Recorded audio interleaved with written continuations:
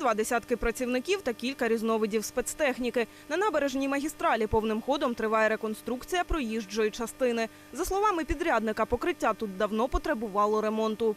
Люки, естественно, со временем просели, ямочность была очень повышена. Конечно, эта набережная очень нуждалась в этом ремонте. Проект предусматривает собой замену покрытия асфальтового бетона на площади более 12 тысяч квадратных метров. Роботи на об'єкті розпочалися всередині вересня. З того часу тут вже зняли старе покриття та встелили перший шар нового асфальту. Зараз працівники продовжують підіймати на належний рівень каналізаційні люки та зливні стоки. Окрім цього, уздовж магістралі замінили старі бордюри.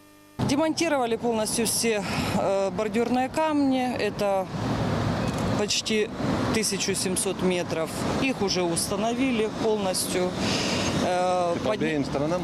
Да, по обеим сторонам, полностью на карманах. Уложили полностью весь нижний слой асфальта, это 10 сантиметров. Окрім нового дорожнього покриття, на набережній облаштують спеціальні місця для паркування. Начиная со стороны кафе «Санта-Фе», там идет 4 кармана. Здесь парковочные места карманные будут, согласно разметке, на 96 парковочных мест. Облаштують уздовж оновленої магістралі і зелену зону. А щоб усі могли без перешкод дістатися пляжу, її розділять спеціальними доріжками. Вони поєднають парковку із пішохідною зоною.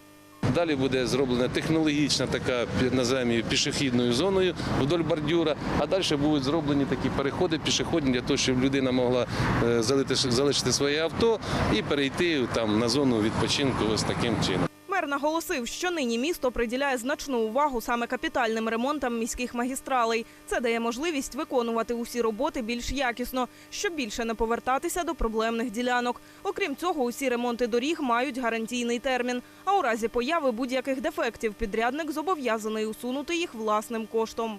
Моє, як кажуть, кредо в цьому – це те, що потрібна не кількість, а якість. І через декілька років жителі міста Запоріжжя побачать те, що вложені кошти в реконструкцію і в капітальні ремонти доріг, воно все-таки дає своє. Роботи із укладання асфальту навпроти центрального пляжу підрядник обіцяє завершити вже до кінця місяця, після чого візьмуться за частину набережної магістралі – від кільця Дубового гаю до містка через Мокру Московку. Катерина Ганжа, Ілля Гірник, телеканал Z.